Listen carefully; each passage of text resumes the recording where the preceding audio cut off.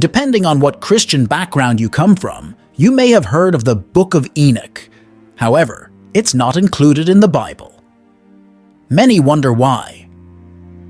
For someone who walked with God and was taken up by God, one would think the Book of Enoch would be one of the main books of the Bible, but it is not. The Book of Enoch is considered to be in the category of the pseudepigrapha, meaning this book was written under a pseudonymous name, which are falsely attributed works. The author claims to be someone, but is not actually the true author. Pseudonymous writings were common during the time the Bible was written. Who was Enoch in the Bible?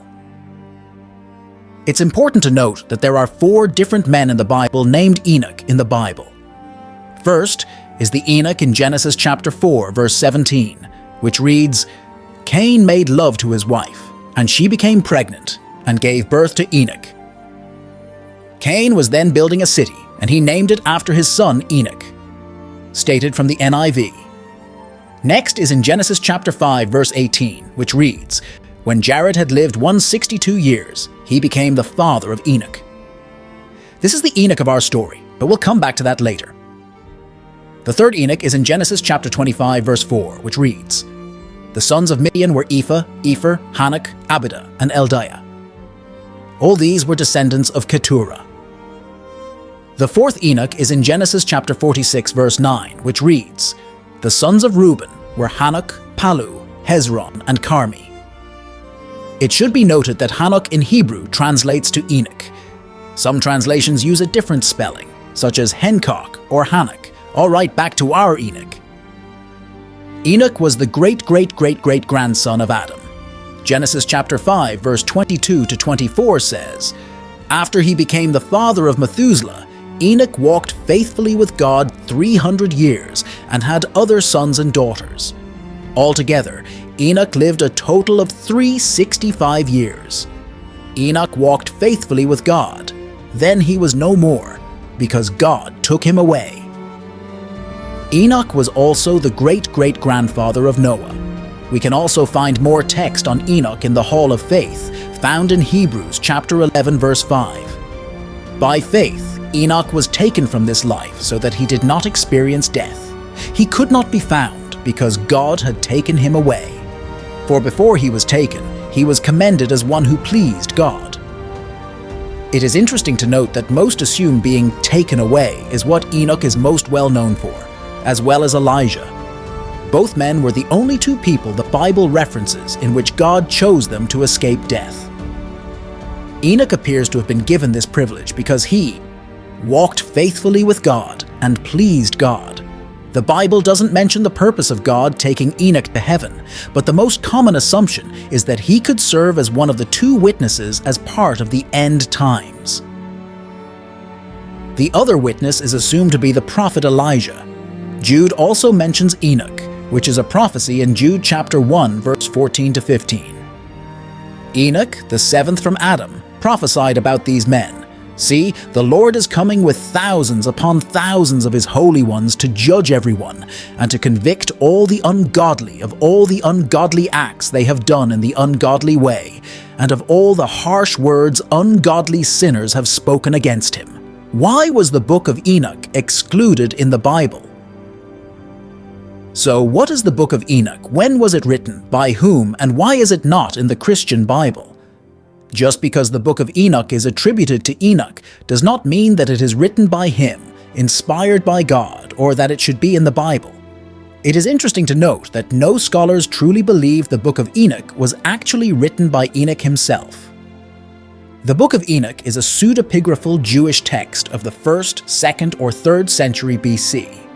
Whether the original language was Hebrew or Aramaic is not clear, as the oldest text of the Book of Enoch is actually in the language Ge'ez, which is the ancient Ethiopic language. The book is said to be pseudepigraphal because the book is ascribed to the same Enoch who was 7th from Adam. Obviously that Enoch did not write this book, so it is falsely attributed to him, which is the meaning of pseudepigraphal, falsely signed. The Ethiopian Coptic Church still has the Book of Enoch in its Old Testament canon. This is the only significant Christian group which includes Enoch. It has been in their canon from ancient times, so the book has never been lost. It was lost to Europe from the early medieval period until the late 1700s, when a Scottish explorer, James Bruce, brought 3 manuscripts to the UK, from which it was translated into English in the 19th century.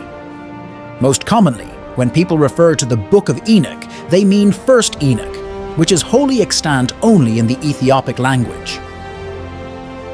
The Book of Enoch is accepted as canonical by the Coptic Church in Ethiopia and the Eritrean Orthodox Church. In addition to First Enoch, there are Second Enoch, that is, the Book of the Secrets of Enoch, and Third Enoch, that is, the Hebrew Book of Enoch.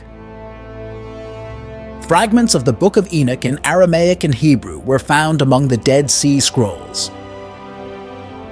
First Enoch is written in apocalyptic style, with visions and symbols, as, for example, Revelation or Zechariah.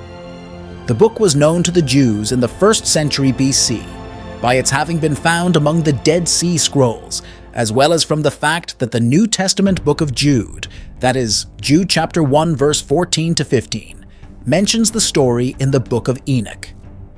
Whether Jude is simply using a common story to make an illustration, or he is attributing inspiration to the book, is not clear from how it is used in Jude. For obscure reasons, the church in Ethiopia was particularly fond of the Book of Enoch, so much so that they included it as part of what we know of as the Old Testament Apocrypha. As for the content of the Book of Enoch, it includes Jewish stories which provide added details to Old Testament texts.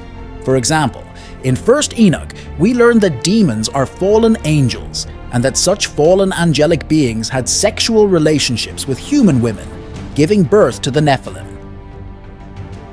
It contains descriptions of Sheol and the underworld. It names the 7 archangels. Only Michael and Gabriel are named in the Bible.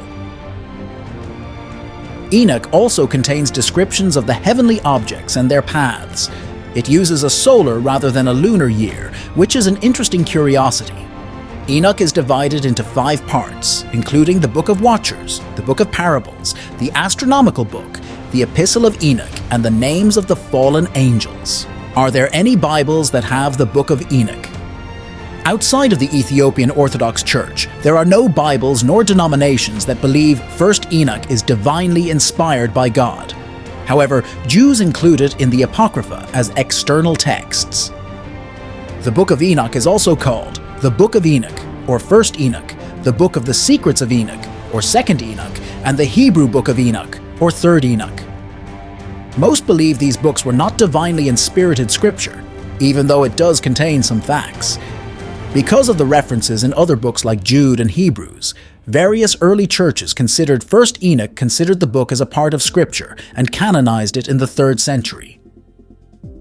Later, when the Bible was canonized, the Book of Enoch was removed. How was it decided what books of Bible would be included? The term canon is used to describe the books of the Bible that are divinely inspired by God. Determining what is divinely inspired was a process that first began by Jewish rabbis and scholars. Even though human beings began this process, it should be noted God ultimately decided what belonged in the Bible.